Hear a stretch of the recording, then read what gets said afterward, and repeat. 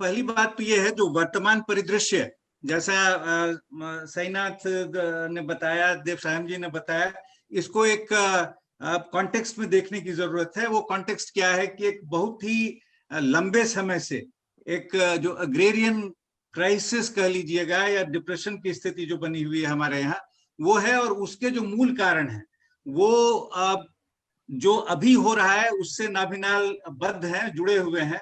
तो पहली चीज जो उसमें यह है कि किस तरीके से जो नियो लिबरल पॉलिसी जिसको हम बोलते हैं, जिसमें कि पब्लिक स्पेंडिंग में जो रूरल डेवलपमेंट पे खास करके होता है और सोशल सेक्टर्स, इस पे जो है जबरदस्त कटौती, जो एक नियो लिबरल थियोलॉजी का बिल्कुल उनके केंद्र में ये चीज होती है। और जो दूसरी चीज है वो ये है जो कि कैसे कृषि का ओपननेस, फ्री ट्रेड के दिशा में जो धीरे धीरे हुआ और उसका जो प्रभाव है, और खास करके उससे जो है कि वोलेटिलिटी किस तरह से हमारी बढ़ी। तो अगर आप सिर्फ ये एक छोटी सी तुलना करके देखें कि 80 के दशक में प्रति व्यक्ति आय कृषि में क्या थी और गैर कृषि में क्या थी, और अगर आज देखें तो जो उस समय था तकरीबन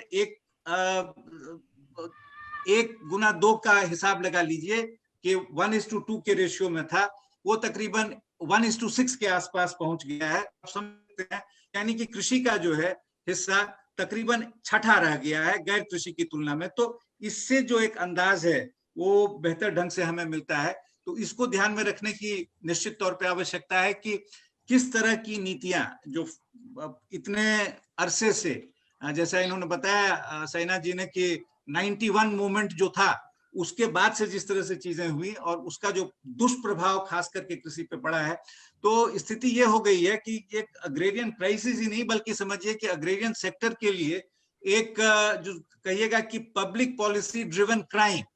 तो it's not only a humanitarian crisis, agrarian crisis and so on, it's more like a crime that has been inflicted on this particular sector. तो उस चीज को समझना जरूरी है। जहां तक हाल वाले कानून है, इसमें यह भी बहुत स्पष्ट है कि ये तीनों चीजें जो हैं, तीनों कानून जो है एपीएमसी और essential commodities act, contract farming, इनमें जितने सारे बदलाव हुए हैं, चाहे नए कानून जो बने हैं, ये तीनों ये पूरी तरह से जुड़े हुए हैं।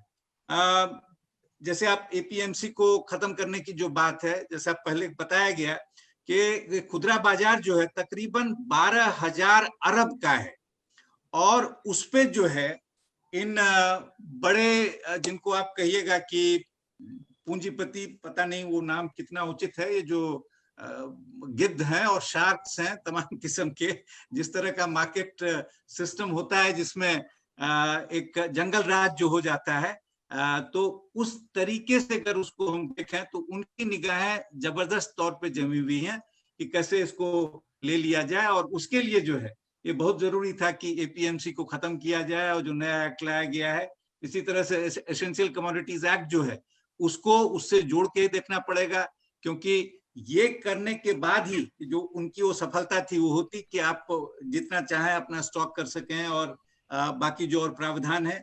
और तीसरी जो चीज है वो डिस्पोजेशन की दिशा में कॉन्ट्रैक्ट फार्मिंग वाली जो चीज है, अब ये दुनिया भर का अनुभव है, इसमें कोई ये हिंदुस्तान में इसको आज पुश किया जा रहा है, लेकिन बहुत सारे देश हैं।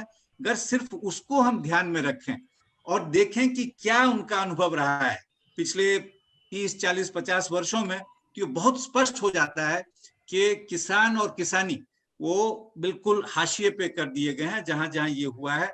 और एसेंशियली जो है वो कॉर्पोरेट सेक्टर के एक तरह से समझिए कि उनको गुलाम की श्रेणी में लाके खड़ा कर दिया जाता है। तो ये जो इन जगहों पे हो रहा है खास करके डेवलपिंग कंट्रीज में, उसके पीछे जो एक पूरा इकोनॉमिक लॉजिक है उसको विस्तार से समझने की जरूरत है। और बहुत सारे आप सभी साथी जो हैं, बहुत सारे लोग इसको समझ भी रहे हैं। तो मैं उसमें विस्तार से नहीं जाना चाहता हूं, लेकिन इसके साथ साथ इसका जो नव उपनिवेशवाद से जो एक जुड़ाव है उसको भी ध्यान में रखने की जरूरत है। यानी कि नियो कॉलोनियलिज्म, इंपीरियलिज्म, उसके साथ इसको जोड़ने की जरूरत है कि यूएस, यूरोप, इसके जो बहुत बड़े खिलाड़ी हैं, तो ये सिर्फ अंबानी और अडानी तक की बात नहीं है, एक ये बहुत व्यापक स्तर पे ये जो हो रहा है कि कैसे पूरी हमारी व्यवस्था को भी कंट्रोल किया जा सके, तो उसको भी ध्यान में रखने की जरूरत है। उसका भी एक लंबा इतिहास है, वो WTO से शुरू होके और जो बाकी टेक्नोलॉजिकल चेंजेस होते रहे इस सब के साथ, उस संदर्भ में इसको देखने की जरूरत है। लेकिन महत्वपूर्ण बात यह है कि जो विकसित देश हैं, इस सब के बावजूद कम से कम अपने किसान को बचाए रखने की कोशिश करते हैं। मैं आपको एक छोटा आंकड़ा दूंगा। अगर आप 2018 का US बजट देखें तो किसानों के लिए जो है उसमें सब्सिडी जो थी वो 90 billion US dollars, 90 billion US dollars, और ये 2 मिलियन फार्मर्स के लिए थी। यानी कि प्रति फार्मर आप उसको अगर जोड़ के देखें और हिसाब लगाएं तो ये 45,000 US डॉलर्स की हम बात कर रहे हैं एक सब्सिडी की। तो आप समझिए कि किस स्केल पे जो है वहां के किसानों को उस तरह के सपोर्ट की जरूरत पड़ती है और उसको उस तरह से बचा के रखा जाता है। यही कहानी यूरोप में है। तो अपने जो देश हैं, अपने भूभाग में इस तरीके की नीतियां कि उनको बचा के रखा जाए, सब्सिडाइज किया जाए। दूसरी जगह जो है, दूसरी चाहे WTO के माध्यम से और जो तमाम और जो परिवर्तन हुए उस सब के माध्यम से कि कैसे हमारे यहाँ सब्सिडी बड़ी बुरी चीज है, तो उस सब को भी समझने की आवश्यकता है।